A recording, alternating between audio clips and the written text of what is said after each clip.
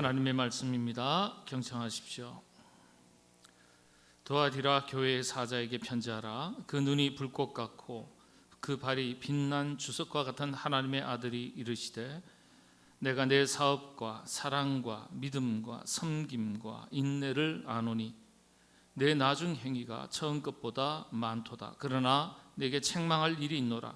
자칭 선지자라 하는 여자 이세벨을 네가 용납함이니 그가 내 종들을 가르쳐 꿰어 행음하게 하고 우상의 제물을 먹게 하는도다. 또 내가 그에게 회개할 기회를 주었을 때 자기의 음행을 회개하고자 하지 아니하는도다. 아멘.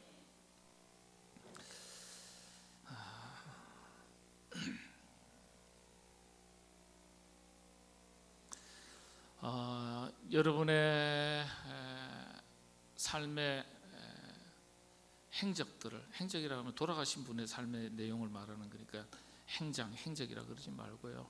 지나온 세월들 모습 돌아보시면 어떻습니까? 살아온 지난 나월의 세월과 지금과 비교했을 때 어떻습니까? 더 좋은 세월을 살아가고 계십니까? 아니면 예전만 못해 이런 세월을 살아가고 계십니까? 어떠세요? 예전만 못한 세월을 살아가고 계십니까? 그래요?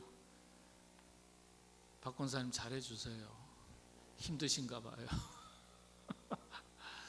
근데 가만히 놓고 보면 우리가 세상살이에 사회 한 일원으로서 살아가는 지나온 세월들을 보면요, 정말 좋은 세상을 살고 있어요. 그렇죠. 하늘길, 백길, 도로. 여러분들도 그런 경험 가지고 계시겠지만 제가 초등학교 때 이 가정 형편 조사하는 그런 시간이 있었어요. 그러면요, 집에 전화 있는 사람 손들고, 집에 냉장고 있는 사람 손들고, 집에 차 있는 사람 손들어요. 근데 집에 차 있는 사람, 자가용 있는 사람 하는데 한 사람이 손들어요. 내 친구가. 근데 제 친구가 잘 사는 집이 아닌 것 같은데 손을 번쩍 들어요. 알고 보니까 어느 사장님 그 차를 모는 기사였던 거예요. 한 집에 차가 있는, 자가용 있는 집이 한두 명 있을까 말까 했습니다. 제 아내하고 늘 이런 얘기하는데 이런 얘기 하지 마라 그래요. 우리 집은, 나는 초등학교 6학년 때 냉장고 샀다. 우리 집. 당신은 언제부터 냉장고 있었냐? 왜냐하면 냉장고 있기 전과 있기 후가 삶의 질이 달라져요. 초등학교 6학년 때 삶의 질이 달라졌다니까요. 그전에는 어머니한테 용돈 타가지고요, 그 아이스 깨끼 하나라도, 아이스크림이라도 사 먹어야 되는데 아이스크림이 어디 있어요? 하드라 그러잖아요. 드라이 아이스 고무장갑 같은 데 넣어가지고 통에다 넣는 그런 거잖아요.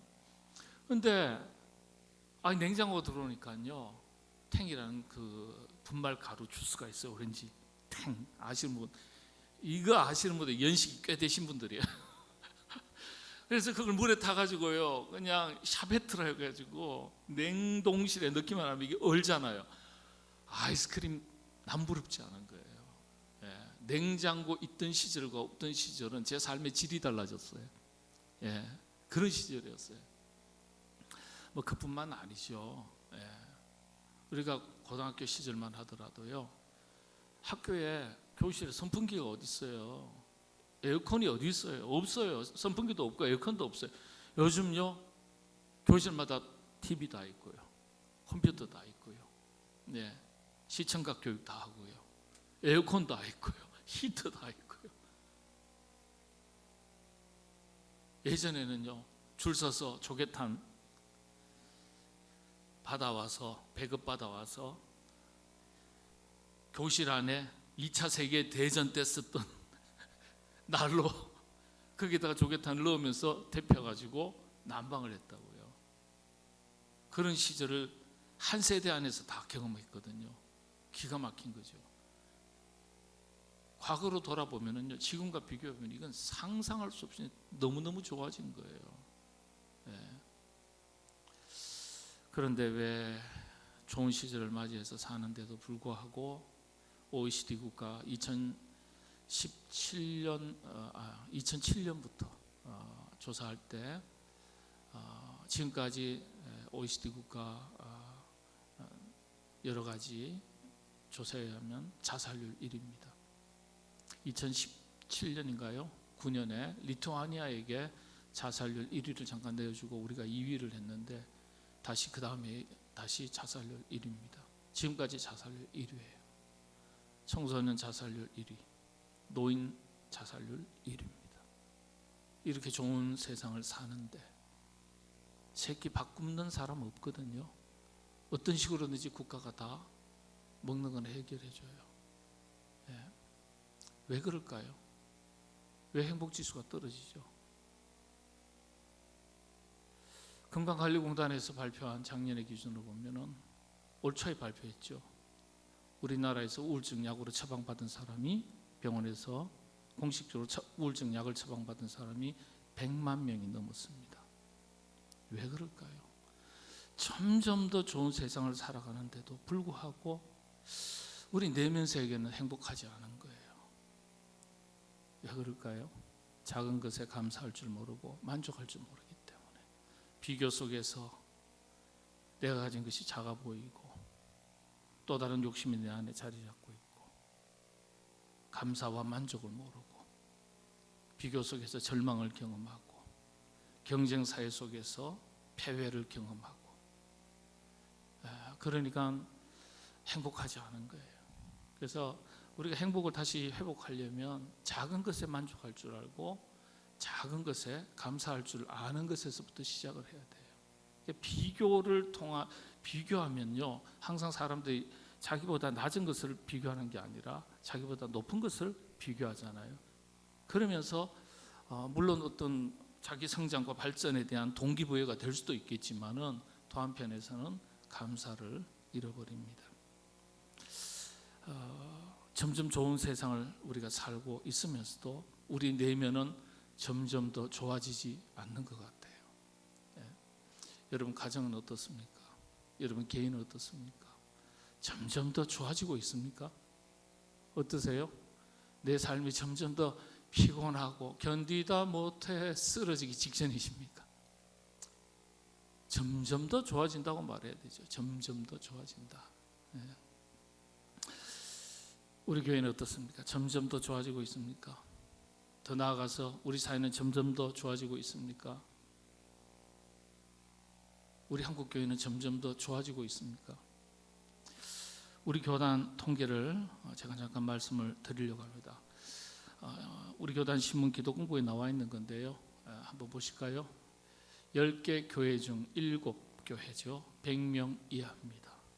이게 출석이 아니고요. 재적입니다. 출석은 아마 절반, 경우에 따라서는 조금 어느 정도 규모가 있는 데는 한 3분의 1 정도밖에 안 돼요. 주한장로교회 조승주 목사님께서 다 말씀하신 부분이니까 말씀드릴게요. 5만 명이 넘는다 그랬는데 실제 가서 조사를 하니까 17,000명, 2만 명이 안 되더래요. 절반이 안 되는 거예요. 10개 교회 중에서 이건 정확한 전산입니다. 왜냐하면 우리 교회가 디모데 프로그램에 의해서 총회, 노회, 우리 교회 모든 전산화가 되어 있거든요. 입력하면 다 연결되어 있습니다. 그냥 통계로 딱 잡히는 거예요. 전체적입니다. 30명 이하 전체가 41%예요. 30명 이하 제적입니다. 제적. 30명 이하면은요 출석은 10명, 10대명이나 할까 말까요. 엄청나죠. 그러면 각 구간별로 비율이 나와 있습니다. 그 다음 볼까요? 2024년도 작년이죠. 100명 이하가 72.4%입니다. 그러니까 10교회 중에서 100명 이하가 72.4%예요. 7교회가 전부 다 재적 100명 이하예요. 우리 교단이 그렇다는 것은 한국 교회가 그렇다는 뜻입니다. 그러면은 100명에서 300명 구간을 보죠. 15.7%입니다. 그러면 300명 이하만을 본다면은 몇 퍼센트죠? 88.1%입니다. 거의 90% 가까이가 300명 이하 교회입니다. 500명에서 1000명 교회가 3.8%입니다. 저희 교회도 여기에 들어가죠. 여러분들 우리 교회가 대형 교회라고 생각을 하지 않아요. 그런데 단순 수치만 보면 우리 교회는 상위 10%, 8% 안에 들어가는 큰 교회입니다. 이게 한국교회 현 주소입니다. 정확한 주소예요. 이번에 제 동기가 이 통계위원장을 맡았거든요. 김상환 목사님 사이 이필삼 목사가 제 동기거든요. 그래서 동기위원장 맡아가지고 아주 정확하게 하라 그랬어요. 정확하게 할 것도 없어요. 전산에 딱 잡히는 거예요. 그런데 더 놀라운 것은 지금부터 10년 전에 300만 명이었는데 작년 기준으로 219만 명입니다. 무려 80만 명이 감소했습니다. 우리 교단만요. 앞으로 10년 뒤에 2034년이죠. 2024년 작년의 통계가 219만 명이었는데 80만 명이 줄었는데 앞으로 10년 뒤에는 160만 명 조금 넘습니다. 지금 우리 교단 홈페이지에 이 통계 수치가 정확하게 나와 있습니다. 예측 통계로. 앞으로 60만 명이 감소해요. 그러니까 한 30%가 또 감소하는 겁니다. 교회가 점점 나아지고 있나요? 좋아지고 있나요? 아니면 점점 나빠지고 있나요? 10년 전부터 한국 교회는 내리막길을 걷고 있는 중입니다. 점점 나빠지고 있어요. 우리 자신의 신앙과는 별개의 문제다 이렇게 생각할 수도 있겠지만은 우리 개개인의 성도들의 그리스도인들의 신앙 세계의 성장과 발전이 교회 성장과 무관하지 않아요. 단순한 양적 성장만이 성장이냐 그렇게 얘기할 수는 있겠지만은 내적인 질적 성장과 외형적인 성장은 분리되어 있지 않아요. 같이 가는 겁니다. 내적인 성장과 외적인 성장은 균형이 같이 이루어져야 되는 거예요. 한국교회 현 주소입니다. 심각하죠. 점점 더 좋아지면 참 좋겠는데 유럽 교회들처럼 미국 교회들처럼 우리가 그대로 그 역사를 닮아갑니다. 교회도 생애 주기가 있다 그래요. 생애 주기. 우리 사람도 어린 시절로부터 나고 자라면서 영유아기 시기가 있고 그다음에 아동기가 있고 청소년기가 있고 청년기가 있고 그렇죠? 이렇게 생애 주기가 다 있어요. 노년기가 있고 황혼기가 있고 이런 것처럼 교회도 생애 주기가 있습니다. 그래서 교회도 보면은 젊은 시기인지 아니면 중년의 시기인지 노년의 시기인지 이걸 측정하는 나름대로 기준이 있어요. 최근에 그 생애 주기를 발표한 분이 계세요. 우리 교회는 어디에 해당할까? 그 이야기를 듣고서 그런 생각이 들었어요. 어느 한 구간에 들어가 있겠죠. 그런데 중요한 것은 공동체 이전에 우리 자신이 내가 신앙생활을 할 때 이전보다도 점점 좋아지고 있는지 아니면 정체되어 있는지 답보 상태인지 아니면 예전에 그렇게 뜨거웠는데 예전에 그렇게 열심이었는데 그 예전에는 그렇게 내가 참 신앙생활 아주 힘차게 했는데 요즘은 좀 그렇지 못한 것 같아. 이렇게 신앙이 열정도 식어지고 열심도 식어지고 헌신도 약해진 그런 상태인지 스스로 한번 돌아보시기 바랍니다.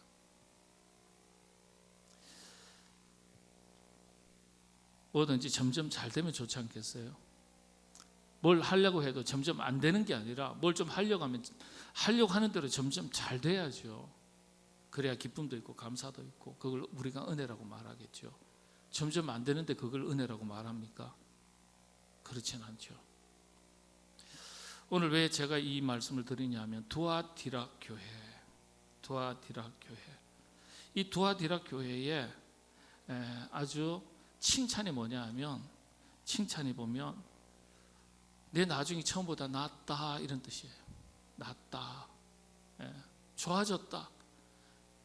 이전보다 네가 좋아졌다. 어떤 물질적인 가치 기준에서 좋아졌다는 것이 아니죠.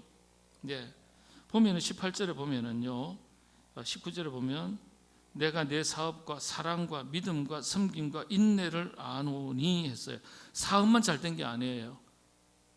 번창한 게 아니에요. 보니까 사랑도 이전보다 더 풍성해졌고 믿음도 더 잘한 것 같고 섬김도 더 잘 섬기는 것 같고 인내도 환난 중에 핍박의 시기니까 인내도 옛날보다 훨씬 더 성숙하니까 성숙해진 만큼 잘 시련과 어떤 역경을 잘 이겨내는 인내도 이전보다 더 나아졌고 어떤 내적인 성장도 이루어진 거예요. 성숙도 이루어진 거예요.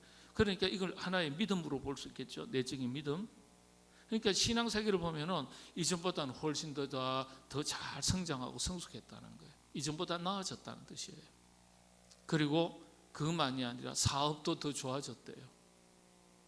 두아디라의 교회에 대해서 칭찬하셨던 말씀 핵심입니다. 내 나중 행위가 처음 것보다 많도다. 아이고, 점점 잘 되졌다.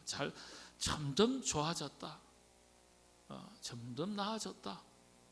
이게 두아디라 교회 성도들 공동체에 주시는 말씀이죠.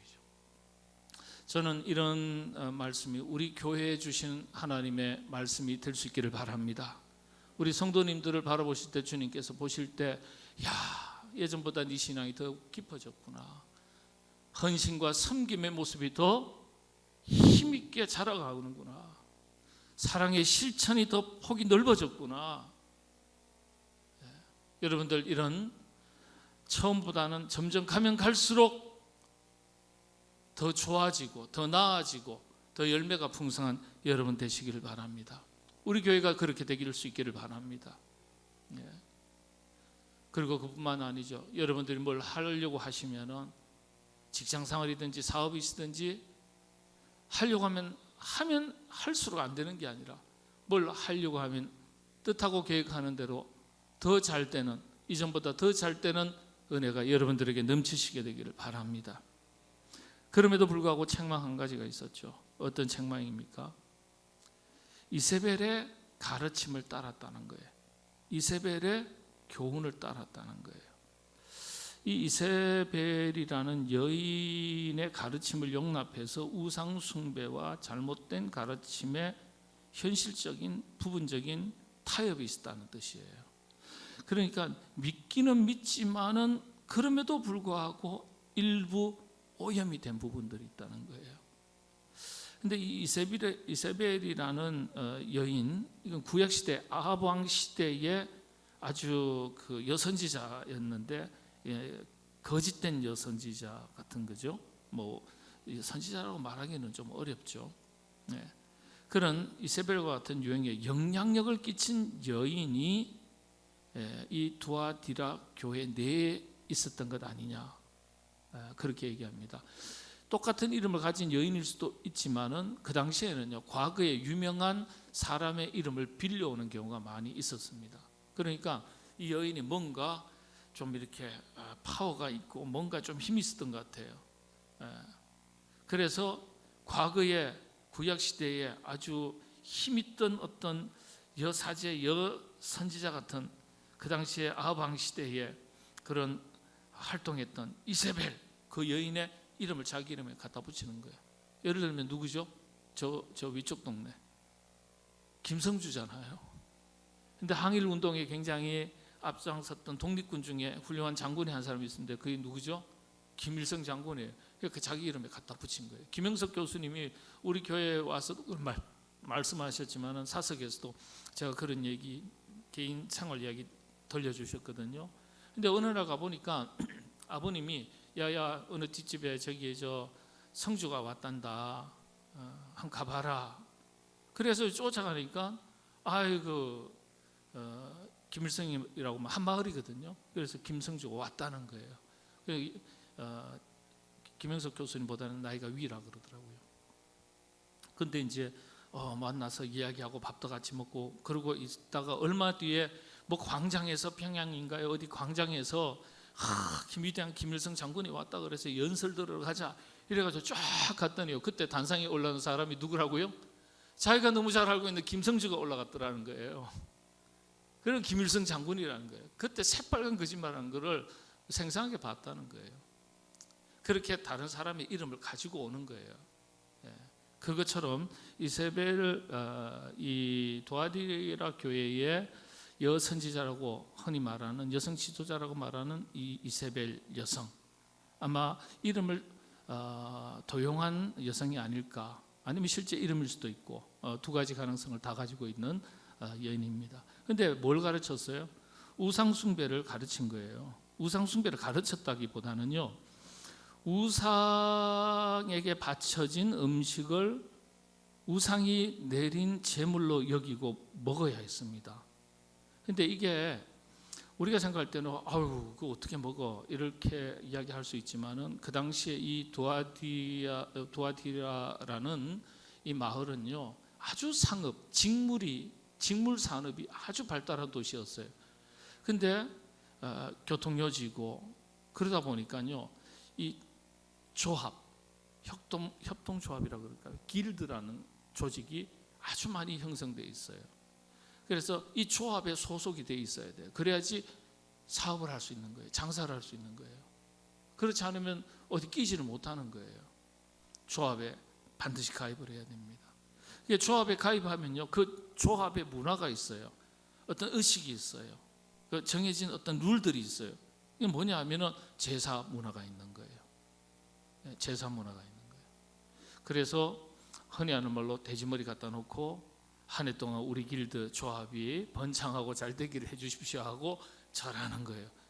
저는 차 사고 나서요, 차 앞에다가 정말 실제 고사 돼지고기 올려놓고 돼지머리 올려놓고 고사 지내고 절하는 거 본 적이 있습니다. 와, 세상에 그런 일들이 있는 거죠. 그러니까 그렇게 하나님을 섬기는 백성들도 사업을 하다 보니까 교회 안에서야 괜찮지만 교회 밖에서야 어떻게 합니까? 그 길드 조합에 들어가지 않으면 안 되는 거예요. 들어가다 보니까 할 수 없지 뭐 먹고 살려면 어떡하냐, 그냥 고기만 숙이지 뭐, 이렇게 해서 고기를 숙이는 거예요. 그런데 또 거기에서 끝나고 나면 사람들이 막 음식 나눠 먹고 있는데, 야, 이거 왜 안 먹어? 음식인데. 그러면 또 음식 먹으려니까 찝찝하고. 근데 이 부분에 대해서 우리가 이제 이해를 바르게 해야 되는데, 사도 바울이 우상을 섬기는 제사 때 사용했던 음식을 먹는 것이 자기 자신에게는 거리낌이 없다 그랬어요. 제사 드릴 때 그 자리에 있는 것이 아니라, 제사 숭배, 우상 숭배를 하는 것이 아니라, 끝나고 나면은 그냥 그 자리에 주변에 있던 사람들 다 음식을 조금씩 나눠주는 거니까 제사 행위에 참석하지는 않고 끝난 다음에 음식을 나눌 때 그 음식은, 사도 바울은 자기 자신에게는 음식은 음식일 뿐이다. 그게 무슨 우상이 뭐 신이 내리고 정신이 박혀 있고 뭐 이런 것은 아니니까 음식은 하나의 물질이다. 나에게는 걸림돌이 없다. 그러나 믿음이 연약한 자들이 그것을 보고 실족할까? 만일 실족하게 된다면 그것은 유의해서 실족하지 않도록 하기 위해서 나는 먹지 않겠다 그랬거든요. 그런데 이때 우상에게 바쳐진 음식을 먹을 때는요, 우상이 내린 제물로 다 먹어야 되는 거예요. 왜냐하면 한 가족이라는 뜻이거든요. 이거는 우리 음식을 먹어야만 우리가 이 신께서 우리를 가족 공동체로 보고 보호해 주신다. 먹어야 돼, 먹어. 이건 잘못된 거죠. 그래서 또 식사가 끝나면 의례적인 음행에, 당시에는 이게 음행의 의식이 있었어요. 여러분들이 뭐라 그럴까요? 이 성화 봉송할 때 파르테논 신전에서 성화를 체화해서 전 세계 한 바퀴 돌고 하지 않습니까? 그거 다 여사제들이거든요. 여사제들. 제우스 신을 섬기는 여사제들입니다. 근데 그 여사제들은 누구의 부인들이에요? 제우스의 태양신, 파르테논 신전의 그 신의 여인들이에요. 그런데 돈을 주고 그 여인들에게 가서 성적인 관계를 맺었어요. 왜냐하면 제우스의 그 신의 신기를 받았던 여인들이기 때문에 그 신적인 기운을 나도 성적인 관계를 통해서 나에게 전해질 수 있고 그러면 병이 낫는다 이렇게 믿었던 거예요. 사실은요 그런 문화들이 이 당시에 팽배해 있었습니다. 그러니까 제사에도 참여해야 되죠. 의례적인 음행의 의식에도 참여해야 되죠.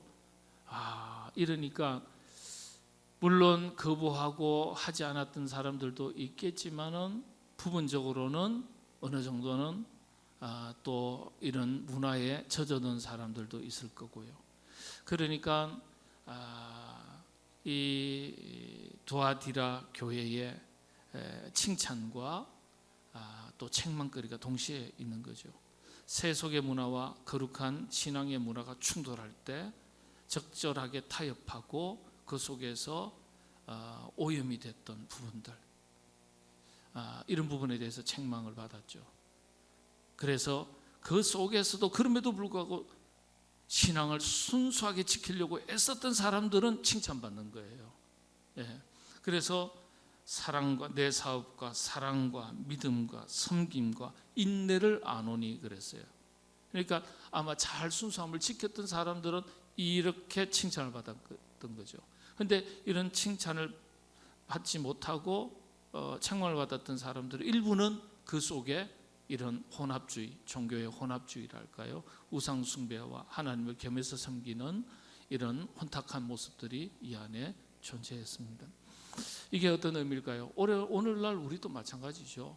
우리의 거룩한 신앙을 순수하게 잘 지켜가야 함에도 불구하고 세속의 어떤 성경적 가치를 변질시키고 오염시키는 것에 적절하게 타협하고 적절하게 자기 합리화를 시켜가면서 그럼에도 괜찮다 이렇게 스스로 위로하고 살아가는 모습들이 있다면 두아디라 교회에 책망했던 내용이 오늘 우리의 책망거리가 동시에 되겠죠.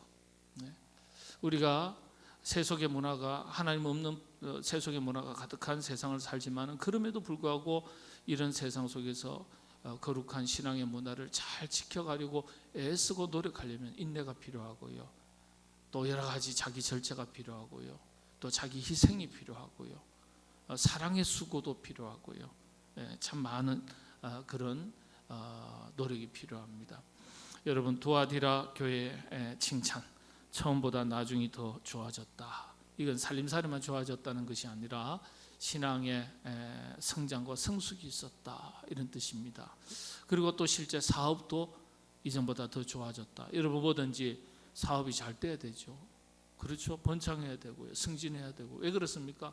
세상적 기준에서도 잘 되는 거 좋은 일입니다. 칭찬받아야 될 일이고요. 왜 잘 돼야 됩니까? 잘 된 것으로 하나님께 영광 돌려드리고 복음의 사명을 감당하고 자신에게 주어진 역할들, 책임들을 더 잘 감당할 수 있기 때문에 우리가 몸도 건강해야 되고 가정도 평안해야 되고 사업도 형통해야 돼요.